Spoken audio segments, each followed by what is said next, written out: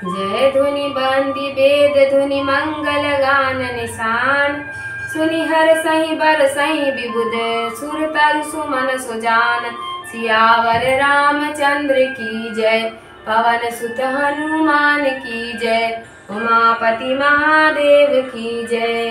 अर्थात फिर तो बंदी जन जय घोष करने और ब्राह्मण वेद ध्वनि करने लगे, स्त्रियां मंगल गीत गाने लगी और जोर से नगाड़े बजने लगे, जिसे सुनकर हर्षित होकर बुद्धिमान देवता आकाश से कल्प वृक्ष के फूलों की वर्षा करने लगे।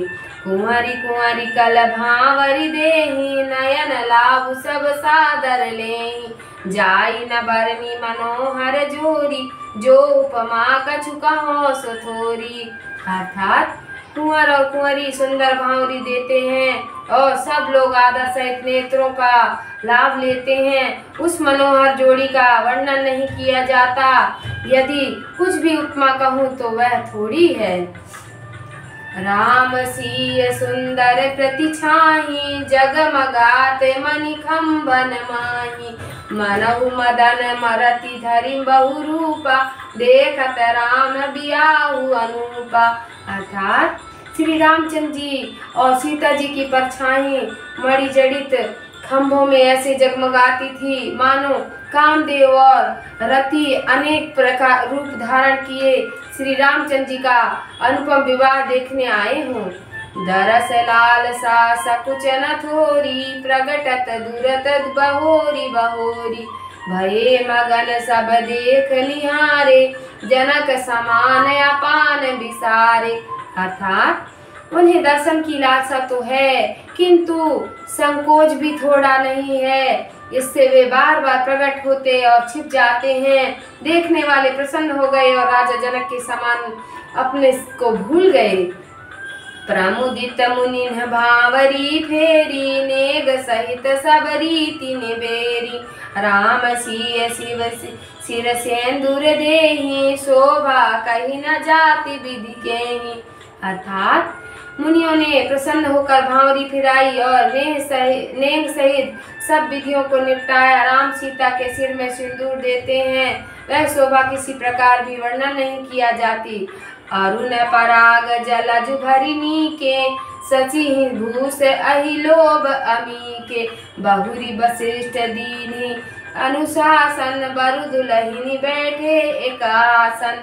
अर्थात मानो लाल कमल में उसका रज अच्छी तरह भरकर सर्प चंद्रमा को अमृत के लोभ से विभूषित कर रहा है। फिर वशिष्ठ जी की आज्ञा से वर दुल्हन एक आसन पर बैठे। बैठे बरासन राम जानकी मुदित मन, दशरथ भये तनु पुलक पुनि पुनि। देखी अपने सुकृत सुर, तरु फल नए भरी भुवन रहाउ छाहु। राम विबाहु भास बही कहा, केहि भांति बरनि सिरात रसना। एक यहु मंगलु महा। अर्थात इस प्रकार जब श्री रामचंद्र जी और सीता जी उस श्रेष्ठ आसन पर जा बैठे तो उसे देखकर राजा दशरथ मन में बहुत प्रसन्न हुए और अपने उस पुण्य रूपी कल्पवृक्ष के नवीन फल को देखकर बारंबार उनका शरीर पुलकायमान हो गया। इस प्रकार श्री रामचंद्र जी के विवाह का उत्साह समस्त भूमंडल में भर गया और श्री रामचंद्र जी का विवाह हो गया। यह सब लोगों ने कहा। उसका वर्णन मेरी एक जिह्वा कैसे कर सकती है, क्योंकि श्री रामचंद्र जी का विवाह तो महान मंगलमय उत्सव था। तब जनक पाई वशिष्ठ आय, सुब्याह साज समारी के। मांडवी श्रुत कीरति उर्मिला, कुंवरी लई हंकारी के। कुश केतु कन्या प्रथम जुगुन, शील सुख शोभामयी। सब रीति प्रीति समेत करी, सो ब्याहिनी पे भरतहि दई। अर्थात तब महर्षि वशिष्ठ जी की आज्ञा पाकर राजा जनक ने ब्याह का साज सजाकर कुंवारी मांडवी, श्रुति कीर्ति तथा उर्मिला को बुला लिया और राजा कुशध्वज की ज्येष्ठ कन्या मांडवी को, जो कि गुण और समस्त सुख शोभा की खान थी, उसे समस्त रीति और प्रीति सहित राजा जनक ने भरत को ब्याह दिया।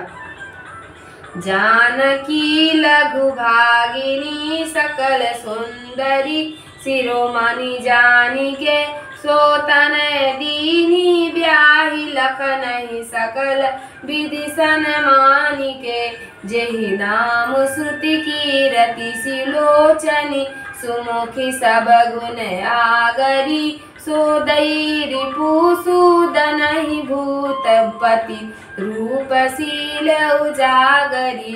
अर्थात और जो सीता जी की छोटी बहन थी उसे सुंदरियों में शिरोमणि जानकर राजा जनक ने सब प्रकार की विधियों से युक्त और सम्मान सहित श्री लक्ष्मण जी के साथ ब्याह दिया और जिसका नाम श्रुति कीर्ति था तथा जो समस्त गुणों की खान सुंदरता और शील में विख्यात थी उसे राजा ने शत्रुघ्न को अर्पण कर दिया। अनुरूप बर दुलहिनी परस पर लखि सकुचहि हर सही सब मुदित सुंदरता सराहि सुमन सुरगन बरसहि सुंदरी सुंदर बरन सहब सब एक मंडप राजहि जनु जीव उरचारी अवस्था विभुन सहित विराजहि। अर्थात आपस में दुल्हने अपने समान ही योग्य वर को देखकर सकुचाती और हृदय में हर्षित होती हैं और सब लोग उनकी सुंदरता की सराहना करते तथा उन पर फूल बरसाते हैं।